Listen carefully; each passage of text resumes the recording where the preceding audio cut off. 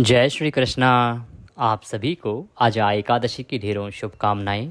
प्रिय भक्तों, आप सभी भाद्रपद मास कृष्ण पक्ष अजा एकादशी का व्रत कर रहे हैं 19 अगस्त को। इस वीडियो के माध्यम से हम बताएंगे आपको कि आपको कैसे अजा एकादशी का व्रत पूजन करना चाहिए। यह एकादशी मनुष्य की सभी मनोकामनाओं को पूरा करने वाली है, परंतु मनोकामना पूर्ति के लिए आवश्यक है कि जो पूजा है वो सही विधान से हो, जो पूजन है वो सही विधि से किया जाए। तो बताएंगे आपको कि कैसे पूजन करना है। मंत्रों के साथ में आपको यह पूजा विधि बताई जाएगी। जब आप पूजन करें तो आप इस वीडियो को चला के भी रख लीजिएगा और जैसे जैसे बताएं वैसे वैसे करते जाइएगा। पहले एक बार अभी आप सुन लीजिए, जिससे कि आपको ज्ञात हो कि क्या सामग्री चाहिए, कैसे पूजन करना है। और फिर जब आप पूजन करेंगे कल, तो पूजन के समय आप इस वीडियो को चला दीजिएगा और जैसे जैसे हम बोलते जाएं वैसे करते जाइएगा। मंत्र हम साथ के साथ बोलते जाएंगे, क्योंकि मंत्र बोलना सबके लिए संभव नहीं है, आप बोल नहीं पाएंगे। इसलिए वीडियो चला लीजिएगा साथ में और पूजन कर लीजिएगा, क्योंकि भगवान का पूजन सही प्रकार से हो, यह एकादशी व्रत पुण्य फल प्राप्ति के लिए आवश्यक होता है। तो वीडियो आरंभ करेंगे। आपसे निवेदन है कि वीडियो यदि थोड़ा सा भी अच्छा लगे तो एक बार लाइक अवश्य कर दीजिएगा। अपने व्रत की सफलता के लिए और भगवान श्री हरि विष्णु का आशीर्वाद प्राप्त करने के लिए कमेंट बॉक्स में अवश्य लिखिएगा जय श्री हरि या ओम नमो भगवते वासुदेवाय।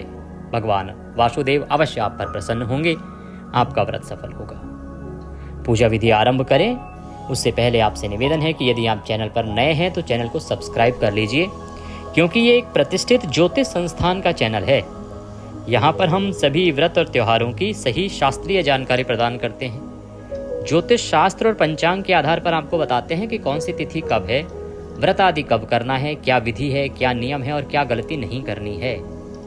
तो आप जब इसको सब्सक्राइब कर लेंगे हमारे चैनल को, तो आपको किसी व्रत त्योहार के लिए परेशान नहीं होना पड़ेगा। सारी जानकारी पहले से आपको मिल जाएगी, सारी विधियाँ पहले से मिल जाएंगी, कथाएँ पहले से मिल जाएंगी, मुहूर्त के बारे में पहले से ही पता चल जाएगा। तो चैनल को सब्सक्राइब करें और जब आप सब्सक्राइब का बटन दबाएंगे तो वहाँ एक घंटी का निशान बना हुआ आता है, उसको जरूर दबाइएगा, तभी आपको हमारे वीडियो मिलेंगे। कई बार सब्सक्राइब करके छोड़ देते हैं तो उससे वीडियो नहीं मिलते हैं। सब्सक्राइब कीजिए और बेल आइकन जो घंटी का निशान बना हुआ है वहाँ पे उसको दबा दीजिए, आपको वीडियो प्राप्त होंगे और आपके लिए बड़ा ही सुविधाजनक हो जाएगा। आइए अब हम आरंभ करते हैं अजा एकादशी व्रत पूजन। एकादशी के दिन सूर्योदय से पहले उठ के स्नान आदि से निवृत्त हो जाइए। स्नान आदि से निवृत्त होके सूर्य देव को जल दे दीजिए, माता तुलसी की पूजा कीजिए। एकादशी के दिन तुलसी पूजन उत्तम माना जाता है। बहुत सारे लोगों को अज्ञानतावश या ये कहें कि अल्प ज्ञान के कारण ऐसे बता दिया जाता है कि जी एकादशी को तुलसी पूजा नहीं करते या जल नहीं देते, वो अनुचित है। एकादशी के दिन तुलसी पूजा उत्तम है और करनी चाहिए। द्वादशी को तुलसी पूजन नहीं होता है। तुलसी पूजन आदि करके आपका जो पूजा स्थल है उसकी साफ सफाई कीजिए और पूजन के लिए सारी सामग्री एकत्र कर लीजिए। आपके घर में मंदिर आपने बना रखा है, वहाँ अगर भगवान विष्णु की कोई तस्वीर या प्रतिमा आपने लगा रखी है तो बड़ा कल्याणकारी है, और अगर वहाँ नहीं लगा रखी है तो कोई बात नहीं, चौकी एक स्थापित करेंगे और चौकी पर भगवान की स्थापना करके हम पूजन करेंगे। सामग्री एक बार आप नोट कर लीजिए क्या क्या सामग्री है जो आप लेके आएंगे। इसमें से जो आपके पास हो घर में वो घर से निकालिएगा, जो बाजार से लानी हो वो आप ला के रख लीजिए समय से। आपके पास होनी चाहिए भगवान श्री हरि की तस्वीर या प्रतिमा। उनको स्थापित करने के लिए, विराजमान करने के लिए अगर चौकी हो तो उत्तम है। चौकी पर बिछाने के लिए पीले रंग का वस्त्र मिल जाए तो कल्याणकारी है। इसके अतिरिक्त रौली, मौली, पान, सुपारी, पान का अभिप्राय है पान का पत्ता, सुपारी, लौंग, इलायची। सुपारी कम से कम 2 ले आइएगा, एक पारण के लिए काम आ जाएगी, एक आज के लिए। लौंग इलायची भी 5-5 तो चाहिए ही चाहिए, ले लीजिएगा। लौंग, इलायची, धूप, दीप, नैवेद्य। भगवान को भोग लगाने के लिए कोई मिठाई हो घर पे तो मिठाई दीजिए, अन्यथा आप फल का भोग लगा सकते हैं, और कुछ ना हो तो फिर मिश्री अर्पित कर दीजिएगा। नैवेद्य के अतिरिक्त खुले फूल, फूलों की माला, इत्र, जनेऊ, यज्ञोपवीत कहते हैं जनेऊ को, और पंचामृत बनाने के लिए कच्चा दूध, दही, घी, शहद, शक्कर और गंगा जल। ध्यान रखिएगा कि एकादशी के व्रत पूजन में जो पंचामृत बनता है उसमें शहद का प्रयोग नहीं होता। शहद नहीं डालते हैं उस पंचामृत में जो एकादशी पूजन में प्रयोग होता है। ये सामग्री है और एक तांबे का लोटा आपके पास होना चाहिए। ये सारी सामग्री आप एकत्र कर लीजिए। और जो तांबे का लोटा है उसको अच्छे से मांज लीजिए। पहले उसमें थोड़ा सा गंगा जल भरिए, फिर उसमें शुद्ध जल भर लीजिए और सारी सामग्री एकत्र करके जो आपका पूजा का स्थान है, जहाँ भी बैठ के पूजन करना है, वहाँ रखिए और आसन लगा के उत्तर दिशा की ओर मुख करके बैठ जाइए। सबसे पहले आप अपने हाथ धोएंगे और चौकी बिछाइए। चौकी पर पीला वस्त्र बिछाइए। भगवान वासुदेव की जो भी प्रतिमा है, भगवान श्रीहरि की या तस्वीर है, उसको स्थापित कीजिए। उनके सामने घी का दिया रखिए, धूप रखिए। अपने सीधे हाथ पे जल लीजिए लोटे से और पुनः हाथ धो लीजिए। हस्तो प्रक्षालनम। अब आप जल आचमनी करेंगे। एक एक चम्मच जल एक एक मंत्र पर आप स्वयं अपने सीधे हाथ पे लेके पी जाइएगा। ओम माधवाय नमः, जल लीजिए, पी जाइए। ओम केशवाय नमः, जल लीजिए, सीधे हाथ पे पी जाइए। ओम नारायणाय नमः, जल लीजिए, पी जाइए। ओम ऋषिकेशाय नमो नमः, हस्तो प्रक्षालनम। हाथ धो लीजिए, जल लीजिए हाथ पे और हाथ धो लीजिए। अपने आप को तिलक कीजिए, मौली बांधिए। अगर पारिवारिक जन भी बैठकर पूजन कर रहे हैं साथ में, तो उन सभी को भी तिलक कीजिए और मौली बांधिए। अब आप भगवान का पूजन आरंभ करेंगे। सबसे पहले धूप जला लीजिए और दीप को प्रज्वलित कर लीजिए। धूप दीप प्रज्वलित करके अपने हाथ में 5 पुष्प लीजिए और भगवान को आसन के रूप में अर्पित कीजिए कि आप भगवान को आसन दे रहे हैं। जब आपने भगवान को वहाँ विराजमान किया है ना, तो आसन आवश्यक होता है। सबसे पहले भगवान को आसन अर्पित किया जाएगा, तो आसन के रूप में आप पुष्प निवेदित कर रहे हैं भगवान को। इसीलिए मैं सदा कहता हूँ कि अगर किसी के पास चौकी नहीं है तो कोई बात नहीं, आप किसी भी स्थान पर जो शुद्ध स्थान हो, साफ सुथरा हो, वहाँ पर तस्वीर रख के पूजन कर लीजिए। क्योंकि आसन के रूप में तो हम मंत्रों द्वारा भगवान को फूल ही अर्पित करते हैं, फूलों का ही आसन भगवान को देते हैं। पुष्प हाथ में लीजिए, हम मंत्र पढ़ते हैं और फिर अर्पित कीजिएगा। विचित्र रत्न खचितम दिव्यास्तरण संयुतम स्वर्ण सिंहासनम चारु ग्रहणाम सुहाग्रज। ओम श्री विष्णवे नमः, आसनम समर्पयामि। आसन समर्पित कीजिए। पुष्प के द्वारा भगवान से निवेदन कीजिए कि प्रभु, यह पुष्प हम आपको आसन के लिए अर्पित कर रहे हैं, इन्हें आप स्वीकार कीजिए। भगवान को आसन आदि अर्पित करके अब आप व्रत पूजन संकल्प कीजिए। संकल्प करने के बाद हम पूजन को आगे बढ़ाएंगे। संकल्प करने के लिए अपने सीधे हाथ पे जल लीजिए। 1 रुपये का सिक्का दक्षिणा के रूप में कम से कम रखिए, अधिक जो चाहे रख सकते हैं। और पुष्प रखिए। 3 बार बोलिए ओम श्री विष्णु, ओम श्री विष्णु, ओम श्री विष्णु। अपना नाम, अपना गोत्र, जिस स्थान पर बैठकर संकल्प कर रहे हैं वहाँ का मकान नंबर, क्षेत्र का नाम, शहर का नाम, भाद्रपद मासे कृष्ण पक्षे अजा एकादश्यायाम पुण्यतिथियो आयु आरोग्यता प्राप्त्यार्थाय, सुख संपत्ति प्राप्त्यार्थाय, धन लक्ष्मी प्राप्त्यार्थाय, भगवान श्री हरि विष्णु प्रसन्नार्थाय एकादशी व्रत पूजन संकल्पम संकरिष्ये। बोली सौ श्री विष्णु शरणौ शरणम प्रपद्ये। और वह संकल्प भगवान के चरणों में अर्पित कर दीजिए। संकल्प करने के बाद भगवान को आसन आप दे ही चुके हैं, अब पूजन में आगे बढ़ेंगे। उनके सामने एक पात्र रख दीजिए, कटोरी रख दीजिए कोई, और जो हम पूजन करेंगे तो पूजन की सामग्री उस कटोरी में ही अर्पित कीजिएगा। इससे लाभ ये होगा कि वो इधर उधर फैलेगा नहीं, जो सामग्री है वो इधर उधर नहीं फैलेगी, जल आदि भी फैलेगा नहीं। तो एक एक मंत्र पर 1-1 चम्मच जल अर्पित कीजिएगा या भगवान को फूल के द्वारा जल के छींटे दीजिएगा। सबसे पहले भगवान का पद प्रक्षालन होता है, तो इसीलिए सबसे पहले पद्य अर्पित किया जाता है भगवान को, तो पद्य के रूप में जल अर्पित कीजिएगा। ओम सर्वतीर्थ समुद्भूतम पाद्यम गंधार्द्यभ्रयुतम विष्णु ग्रहणादेवं भगवान भक्तवत्सलः। ओम भूर्भुवस्सुवः श्री विष्णवे नमः, पादयो पाद्यम समर्पयामि। पाद्य के रूप में 1 चम्मच जल अर्पित कीजिए या फूल से छींटे दीजिए भगवान को। इसके बाद अर्घ्य अर्पित किया जाता है। अर्घ्य से अभिप्राय है कि आप भगवान के हाथ धुला रहे हैं, तो अर्घ्य के रूप में 1 चम्मच जल अर्पित कीजिएगा या फूल से छींटे दीजिएगा। ओम श्री विष्णु अध्यक्ष नमस्तेस्तु ग्रहण करुणाकरः अर्घ्यम च फलम संयुक्तम गंधमाल्याक्षरयुतम। ओम भूर्भुवस्सुवः श्री नारायणाय नमः, हस्त्यो अर्घ्य समर्पयामि। अर्घ्य अर्पित करने के बाद भगवान को आचमनी कराई जाती है। आचमनी के लिए 1 चम्मच जल भगवान को अर्पित कीजिएगा या वही पुष्प से छींटे दीजिएगा। ओम भूर्भुवस्सुवः श्री नारायणाय नमः, मुखे आचमनिं समर्पयामि। मुखाचमनी भगवान को कराइए। आचमनी कराने के बाद अब भगवान को स्नान कराएंगे। स्नान के लिए जल अर्पित कीजिए भगवान को। मंदाकिन्यास्तु यद्वारि सर्व पापहरम शुभम तदिदं कल्पितं देव स्नानार्थं प्रतिगृह्यताम्। ओम भूर्भुवः श्री नारायणाय नमः। सर्वांग स्नान समर्पयामि। भगवान को स्नान के लिए 1 चम्मच जल अर्पित कीजिए या पुष्प के द्वारा भगवान को ये भाव करते हुए कि आप भगवान को स्नान करा रहे हैं, जल अर्पित कीजिए। भाव बड़ा आवश्यक है। जब आप भगवान का पूजन कर रहे हैं ना, तो उसमें भाव रखिए।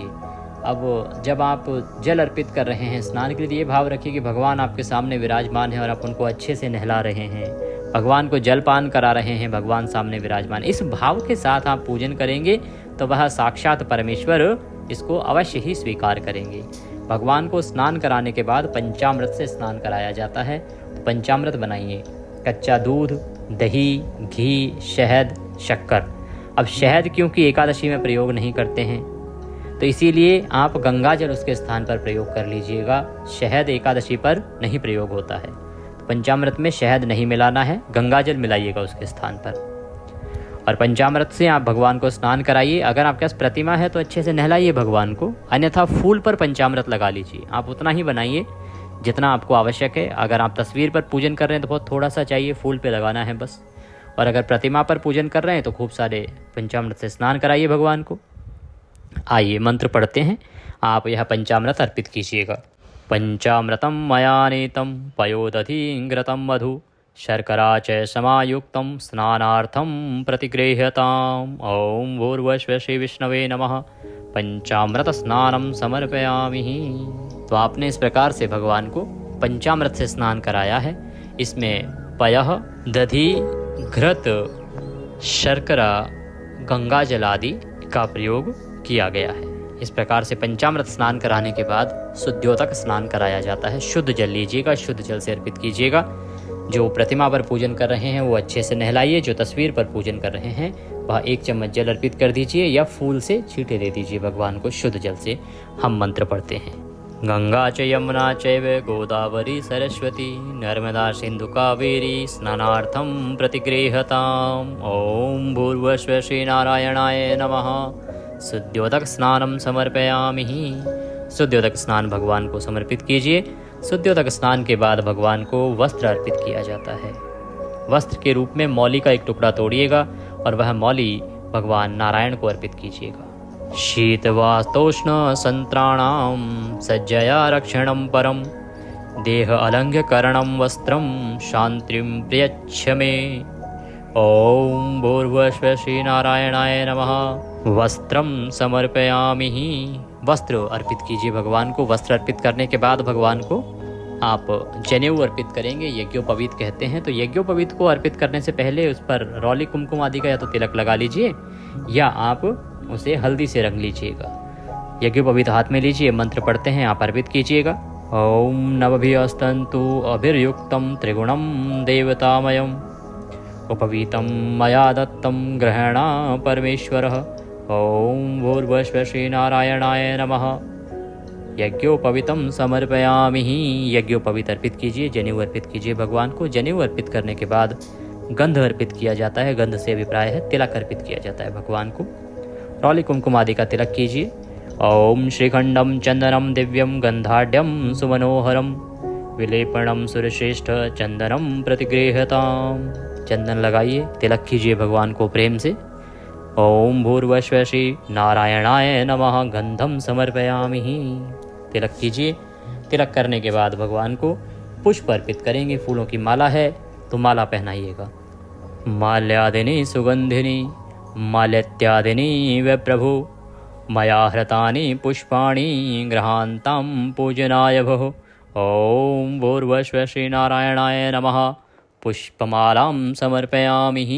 पुष्पमाला भगवान को प्रेम से अर्पित कीजिए। पुष्पमाला अर्पित करने के बाद, पुष्प समर्पित करने के बाद भगवान को आप दूर्वा अर्पित करेंगे, क्योंकि एकादशी पर हमने आपको विशेष रूप से बताया है कि दूर्वा अर्पित करनी चाहिए, क्योंकि ये एकादशी चातुर्मास में आने वाली एकादशी है। चातुर्मास की सभी एकादशियों पर आपको दूर्वा अवश्य अर्पित करनी है। दूर्वा का नियम यूँ तो पूरे चातुर्मास में दूर्वा चढ़ाने का है, पर पूरे चातुर्मास ना चढ़ा पाएँ तो 4-6 एकादशियाँ जो आएंगी बीच में, इन पर आपको अवश्य ही चढ़ानी चाहिए।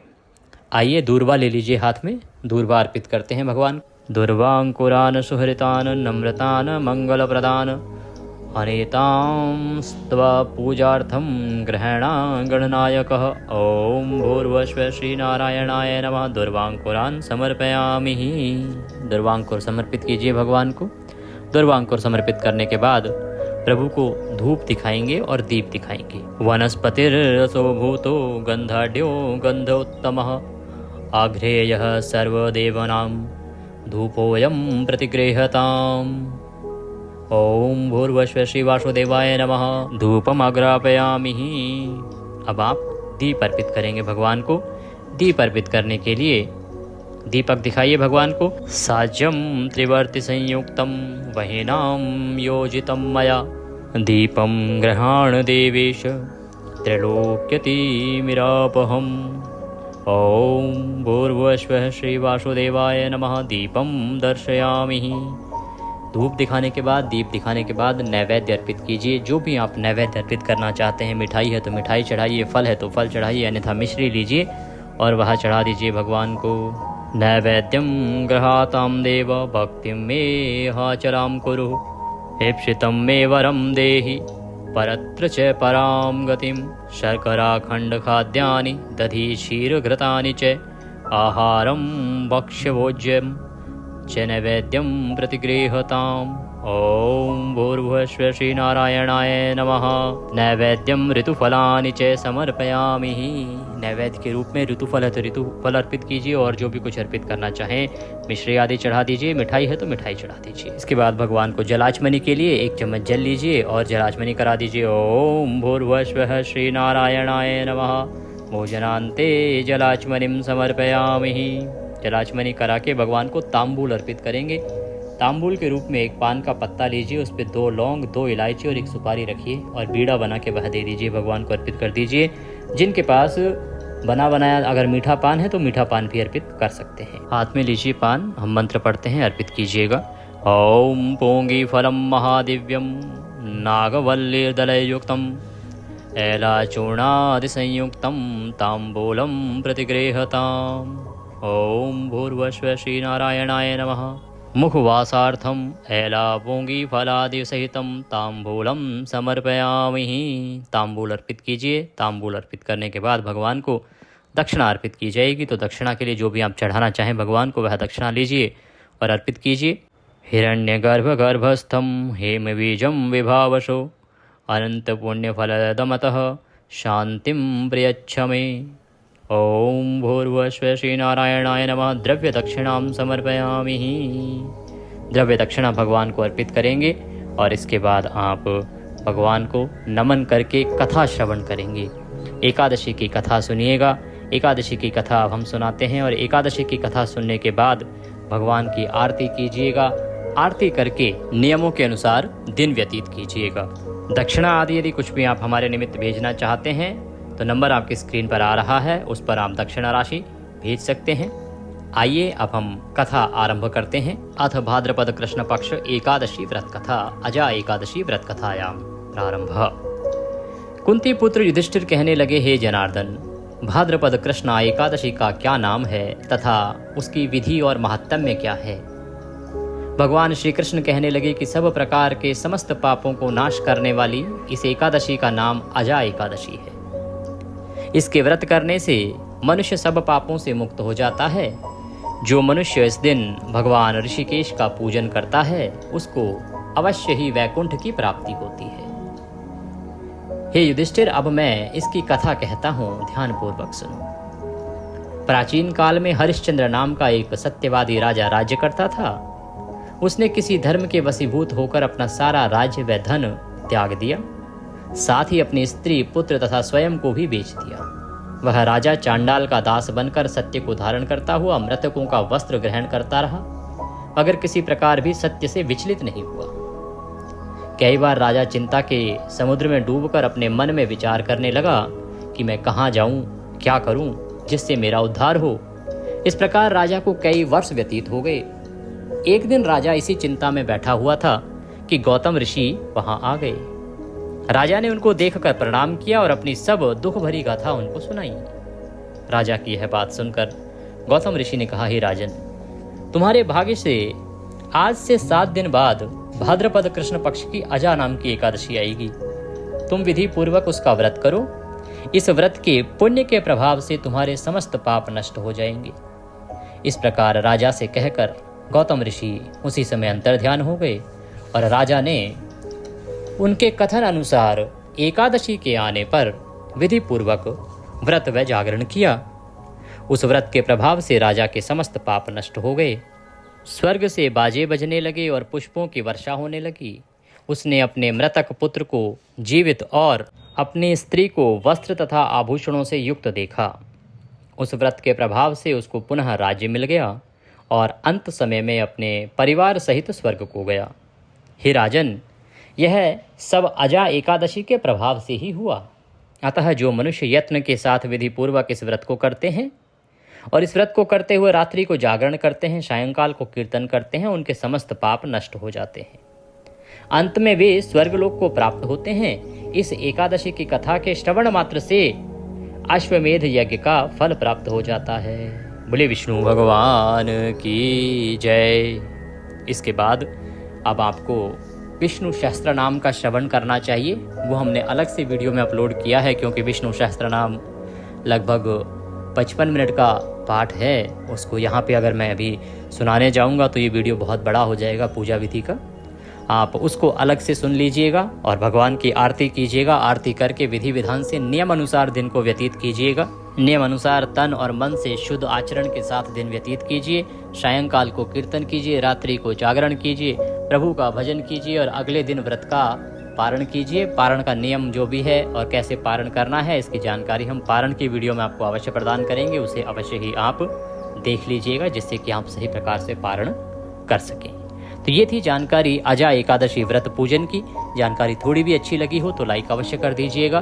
कुछ कहना चाहते हैं तो व्हाट्सएप नंबर आपके आरंभ में आया है वीडियो के, उस पर आप व्हाट्सएप के माध्यम से संपर्क कर सकते हैं, मैसेज आदि कर सकते हैं। और दक्षिणा आदि यदि कुछ भी भेजना चाहते हैं तो स्क्रीन पर अभी जो नंबर आ रहा है 900 से, उस पर आप दक्षिणा आदि भेज सकते हैं। नारायण सब पर कृपा करें, भगवान आपके व्रत को सफल बनाएं। हरे कृष्ण।